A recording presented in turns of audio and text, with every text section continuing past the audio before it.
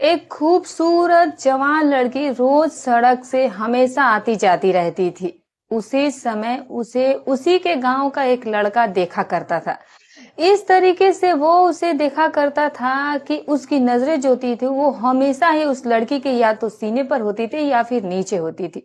लड़की को ये पता चल जाता था कि शायद उसे कोई घूर रहा है, लेकिन वो कुछ कहती नहीं थी। फिर अचानक वही लड़की उस लड़के से कहती है कि तेरे अंदर जितनी भी ताकत हो, जितनी भी हिम्मत हो, उतनी बार जो है तुम मेरे साथ जो करना चाहो कर लो। तुम्हें मैं खुली छूट देती हूँ।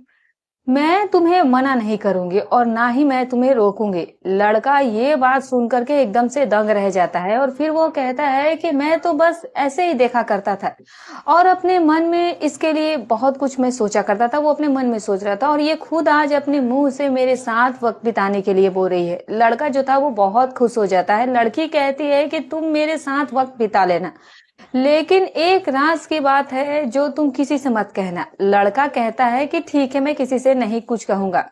दोस्तों, अब लड़की उसे एक रात का उसे समय देती है और उसे कहती है मिलने के लिए झाड़ियों के पीछे आ जाना। लड़का उस समय जो था वो बड़ी ही उस समय का बेसब्री से इंतजार करने लगता है। बस यही सोच रहा होता है कि जल्दी से रात हो और कब वो मेरे पास आए और कब मैं उसके साथ वो सब करूंगा। दोस्तों, बड़ी ही विस्तार से ये कहानी जो है मैं आपको बताने वाली हूँ। उससे पहले आपसे बस एक ही छोटी सी रिक्वेस्ट है कि अगर आपको हमारी मेहनत पसंद आती हो तो वीडियो को एक लाइक कर दें, चैनल को भी सब्सक्राइब कर दें और कमेंट में अपनी राय जरूर दें। आप ये वीडियो कहाँ से देख रहे हैं, अपना और अपने सिटी का नाम जरूर बताएं। अब चलिए दोस्तों, कहानी को विस्तार से समझते हैं। ये घटना झारखंड प्रदेश की है। एक छोटे से गांव में एक खुशहाल परिवार रहा करता था।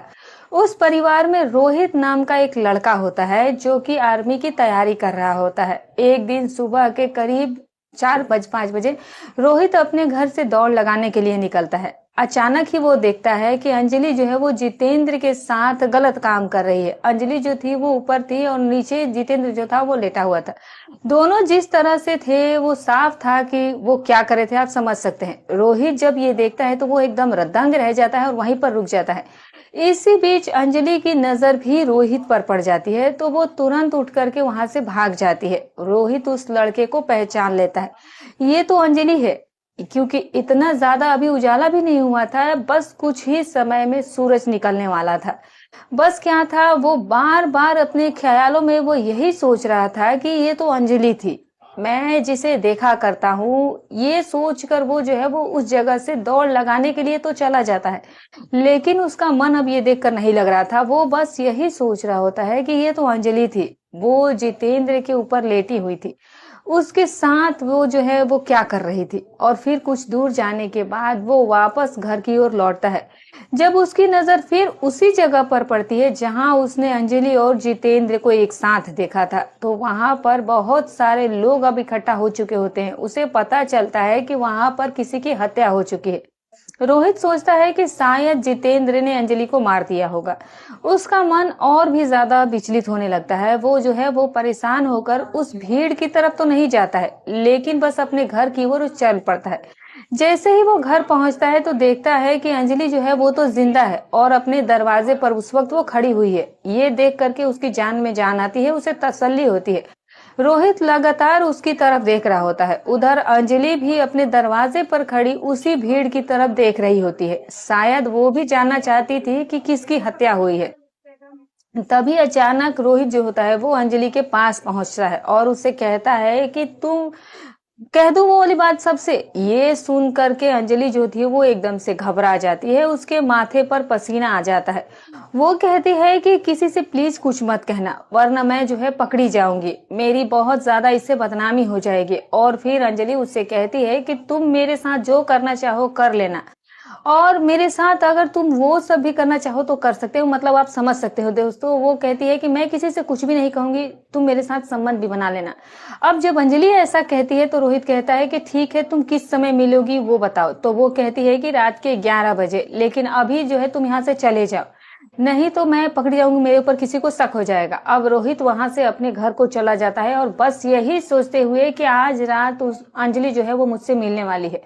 उधर पुलिस को सूचना दी जाती है। पुलिस जो है वो मौका वारदात पर पहुंचती है और घटना स्थल पर जाकर जब वो देखती है तो एक बॉडी पड़ी हुई थी। वो किसी बॉडी जो थी वो किसी और की नहीं बल्कि वो जो थी वो जितेंद्र की होती है। पुलिस जब उसे देखती है तो कहती है कि बॉडी जो है वो बिल्कुल ही साफ सुथरी है, ना कोई कटफट का निशान है और ना ही किसी चोट का निशान है। जब उसका गला चेक किया जाता है तो गला भी बिल्कुल ही साफ सुथरा होता है। पुलिस कहने लगती है कि खैर ये तो अब पोस्टमार्टम रिपोर्ट में ही पता चलेगा कि इसकी हत्या कैसे हुई है। पुलिस उसका पंचनामा कर उसको पोस्टमार्टम के लिए भेज देती है। अब गांव वालों और परिवार से पूछताछ शुरू हो जाती है, लेकिन पुलिस को ऐसा कोई सुराग नहीं मिलता जिससे ये पता चल सके कि जितेंद्र की हत्या आखिर किसने की थी। हालांकि जितेंद्र जो था वो एक बिगड़ैल किस्म का लड़का होता है। वो शराब भी पीता था और लड़कियों को छेड़ा भी करता था और कई लड़कियों के साथ उसका वो गलत काम भी कर चुका था। कई खूबसूरत महिलाओं को भी वो परेशान कर चुका था। तो गांव वालों का तो मतलब यही होता है कि मर गया ये तो अच्छा ही हुआ, दुनिया से पाप चला गया। इसीलिए वो कुछ और जानकारी जो थे वो किसी के बारे में वो दे भी नहीं रहे थे। लेकिन अंजलि जो थी वाकई में बहुत ज्यादा घबराई होती है। इधर पुलिस अब इस जांच में जुट जाती है, लेकिन उसके हाथ अभी तक खाली ही थे। और इधर शाम होने से पहले रोहित सोचता है कि अंजलि जो है वो मेरे पास में आएगी, उसके साथ मैं वो सब करूंगा। और उसने जितेंद्र को आखिर क्यों मारा, इस बात का भी मुझे आज पता चल जाएगा। उससे मैं ये बात जरूर पूछूंगा। तय समय के मुताबिक रात के 11 बजे रोहित जो है वो उससे पहले ही उस जगह पर पहुंच जाता है। बड़ी ही बेसब्री से वो अंजलि का इंतजार कर रहा होता है और फिर कुछ दूरी पर उसे एक परछाई आती हुई दिखती है जो कि उसकी ही ओर बढ़ रही होती है। रोहित देखता है तो वो घबरा जाता है। वो सोचता है कि पता नहीं कैसी परछाई है ये, और धीरे धीरे वो परछाई जब उसके करीब आती जाती है तब उसे पता चलता है कि वो लड़की कोई और नहीं बल्कि वो अंजलि ही होती है। अंजलि जैसे ही रोहित के पास पहुंचती है, रोहित तुरंत उसे कसकर अपनी बाहों में उसे गले लगा लेता है और फिर उसके बालों को सहलाने लगता है। अंजलि वो जो थी वो भी फिर अपने आप को रोक नहीं पाती है और उससे कहती है कि जो भी तुम्हें करना है तुम कर सकते हो। अब रोहित उसके साथ में जो है वो काम कर लेता है। काफी देर तक उनके बीच में सब कुछ चलता है और फिर उसके बाद अलग होने के बाद रोहित जो है उससे कहता है कि अच्छा एक बात बताओ, तुमने आखिर जितेंद्र को क्यों मारा? तो अंजलि कहने लगती है कि मैंने तो उसे नहीं मारा है। रोहित कहता है कि तुम झूठ क्यों बोल रही हो? तो अंजलि कहने लगती है कि मैं झूठ क्यों तुमसे बोलूंगी, तुमने तो देखा ही था कि मैं वहां से भाग कर चली गई थी। वो मेरे नीचे होता है, मैं उसके ऊपर थी तो तुम जानते ही थे। मैं जो थी वहां से भाग कर निकल गई थी। हो सकता है कि मेरे जाने के बाद उसे किसी ने मार दिया हो। रोहित कहता है कि ये बात भी बिल्कुल ठीक लग रही है कि क्योंकि तुम तो सच में वहां से भाग गई थी। हो सकता है कि किसी और ने ही उसे मार दिया हो, लेकिन किसने मारा इसका तो अभी तक किसी का कुछ पता ही नहीं चला है। तभी कुछ दिन के बाद जब पोस्टमार्टम रिपोर्ट आती है तो पता चलता है कि उसे किसी ने जहर दिया था। जहर दे करके उसे मारा गया होता है। पोस्टमार्टम रिपोर्ट में पुष्टि होती है कि पॉइजन की वजह से जो है उसकी मौत हो गई थी। लेकिन इस बात को लेकर के रोहित बहुत कंफ्यूज होता है। वो बार बार यही कहता है कि अगर तुमने नहीं मारा तो फिर वो तुम उस वक्त तुम्हारे ही साथ था। लेकिन अंजलि बार बार उसे इस चीज के लिए मना कर रही थी, कह रही थी कि मैंने उसे नहीं मारा, मैं भला एक लड़की हूँ और मेरे पास ना तो कोई उस वक्त हथियार था और ना ही मेरे पास कुछ ऐसा था, तो मैं भला उसे कैसे मार सकती हूँ? तुम तो समझदार हो, फिर तुम ऐसे बातें क्यों कह रहे हो? तभी रोहित कहता है कि हाँ, तुम्हारे पास भले ही कोई हथियार नहीं था, भला तुम कैसे मार सकती हो? लेकिन सबसे बड़ा सवाल भी यही था कि आखिर उसे किसने मारा था।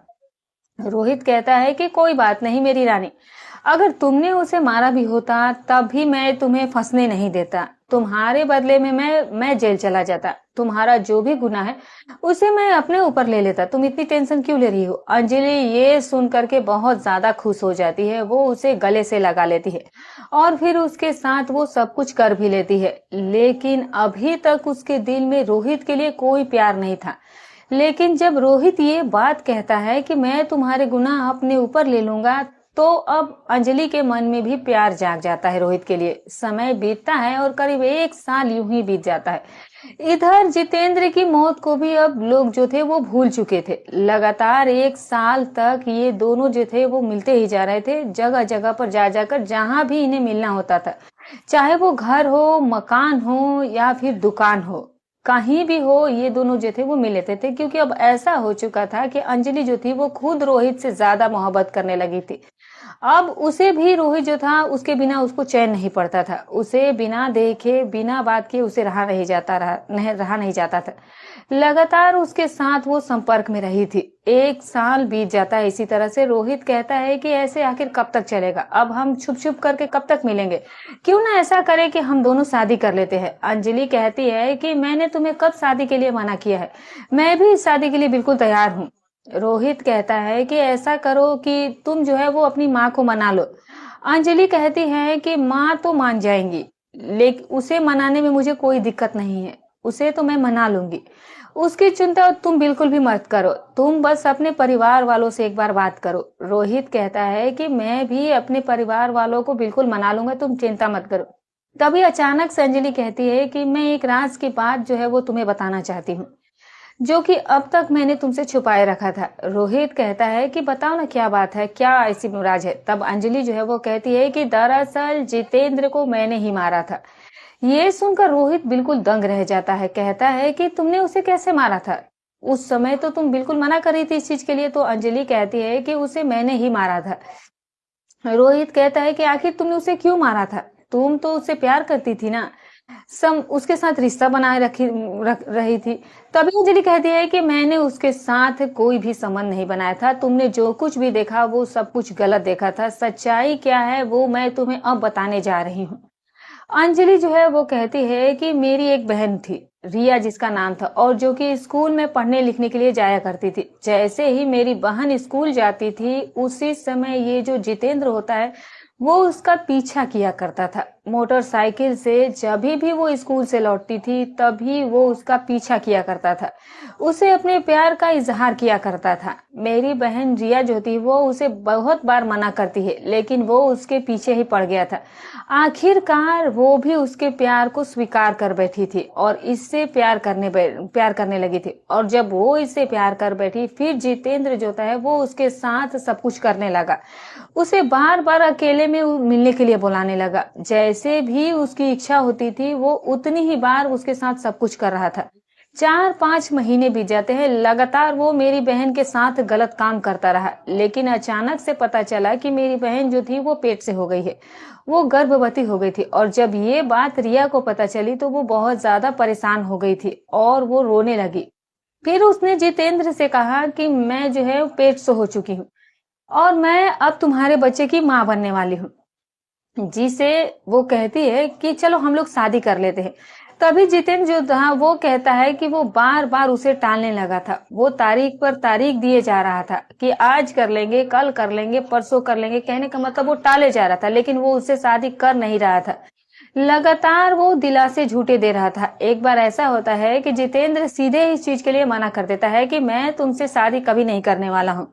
ये बात सुनकर के मेरी बहन डिप्रेशन में चली जाती है, बहुत ज्यादा वो परेशान हो जाती है। एक दिन रात को वो खाना भी नहीं खाती है, बस लगातार वो रोए जा रही थी। ये बात फिर उसने मुझे बताई थी कि दीदी मैंने जितेंद्र से प्यार किया था और मैं अब उसके बच्चे की माँ बनने वाली हूँ और वो मुझसे शादी करने के लिए साफ मना कर रहा है। मेरे मन में बहुत ज्यादा गुस्सा उस वक्त आया था, लेकिन फिर मैं अपनी बहन को अस्पताल ले जाती हूँ और फिर उसके बच्चे को गिरवा देती हूँ। उसका बच्चा तो गिर ही जाता है, लेकिन साथ ही साथ जो मेरी बहन होती है वो भी उस कोमा में चली जाती है और कुछ दिनों के बाद उसकी भी मौत हो जाती है। जिस दिन मेरी बहन इस दुनिया को छोड़कर जाती है उसी दिन मैंने ये कसम खा ली थी कि मैं जितेंद्र से हर हाल में बदला लेकर के रहूंगी।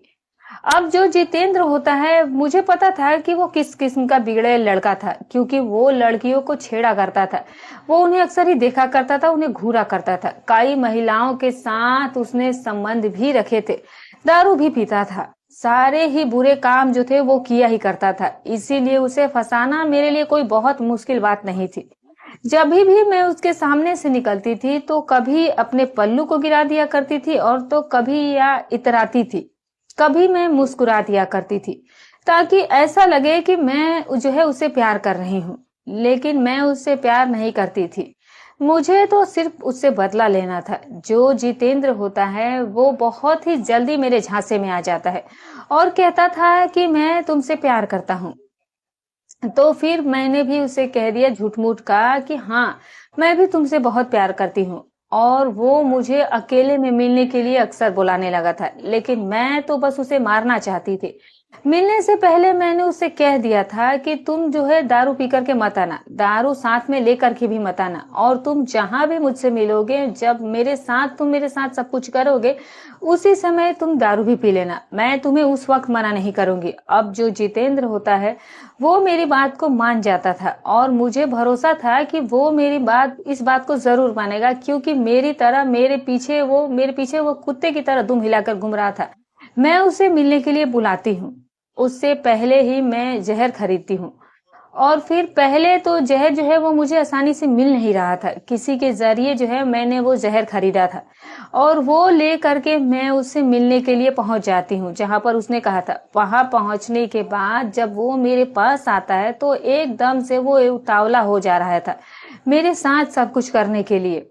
हालांकि कई बार उसने मुझ पर छीना झपटी भी की थी कि मेरे वो कपड़े जो है वो हटा दे या फिर मेरे साथ वो सब कर ले, लेकिन मैं हर बार उससे बच करके वहां से निकल जाया करती थी।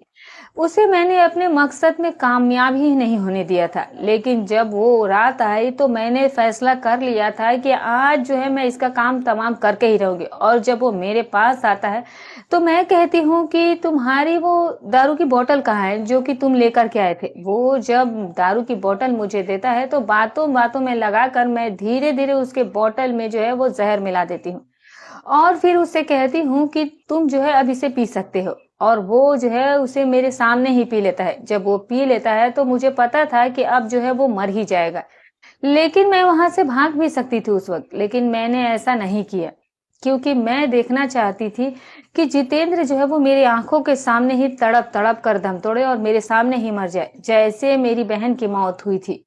कुछ समय के बाद वो मर भी जाता है। मैं बहुत ज्यादा उस वक्त घबरा जाती हूँ, मेरे दिमाग जो था वो अब काम नहीं कर रहा था। मैं सोचती हूँ कि अब मैं क्या करूँ, क्योंकि अब जो था वो सुबह होने वाला था, दिन निकलने वाला था और सारी रात यूं ही बीत जाती है। इस तरीके से अब दिन निकलने ही वाला होता है तो फिर मैं ऐसा करती हूँ कि बचने के लिए एक मैं चाल चलती हूँ कि जो जितेंद्र मर चुका होता है उस वक्त ऊपर में उसके यूं ही लेट जाती हूँ, ताकि कोई मुझे देखे, जब कोई मुझे देखेगा तो मैं जो है वो उसके ऊपर से उठ करके भाग जाऊंगी।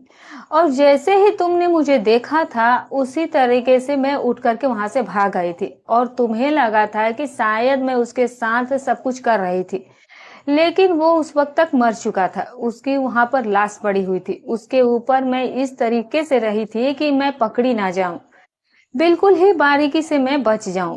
और तुम्हें भी वही लगा जैसे मैं चाहती थी कि मैं वहां से उठ करके भाग गई हूँ, और सच में ही मैं वहां से भागी भी थी, लेकिन उससे पहले वो मर चुका था। ये सच्चाई जब अंजलि ने रोहित को बताई तो फिर अंजलि उससे कहती है कि अब बताओ, अब तुम मुझसे शादी करना चाहते हो? तो रोहित कहता है कि हाँ मेरी रानी, मैं अभी भी तुमसे प्यार करता हूँ और तुमसे मैं अभी भी शादी करना चाहता हूँ। अगर तुमने ये किया भी होता, मैंने उस समय भी तुमसे ये बात कही थी कि अगर तुमने ये किया भी होता तभी भी मैं तुम्हें वहां फंसने नहीं देता और तुम्हें मैं जेल नहीं जाने देता। तुम्हारा गुनाह जो था वो मैं अपने ऊपर ले लेता। इस तरीके से फिर से रोहित अंजलि को अपनी बाहों में ले लेता है, गले लगा लेता है, और फिर जो अंजलि होती है वो भी उसे एकदम से प्यार से किस कर लेती है, और फिर उससे वो कहती है कि चलो अब हम लोग शादी कर लेते हैं। अब अंजलि और रोहित जो थे वो शादी के बंधन में बंध जाते हैं। बड़ी ही धूमधाम के साथ वो लोग शादी करते हैं। 2018 की ये बात होती है। उस समय तो वो बात दब जाती है, लेकिन ये बात मेरे सामने आई, और जब हमारे सामने ये न्यूज आई तो हमने सोचा कि आपके साथ ये कहानी शेयर करनी चाहिए। ये कहानी केवल शिक्षा के उद्देश्य से बनाई गई है। मेरा उद्देश्य किसी का दिल दुखाना नहीं है, बल्कि समाज में जागरूकता और समझ बढ़ाना है, ताकि भविष्य में ऐसी घटनाएं ना घटे। हम सभी को एक दूसरे का सम्मान करना चाहिए। तो दोस्तों, आप इस कहानी के बारे में क्या राय रखते हैं? क्या अंजलि से रोहित ने शादी करके सही किया था? कमेंट करके जरूर बताइएगा। तो फिर मिलूंगी एक और नई सच्ची अच्छी रोचक कहानी के साथ। तब तक अपना और अपने परिवार का ख्याल रखें।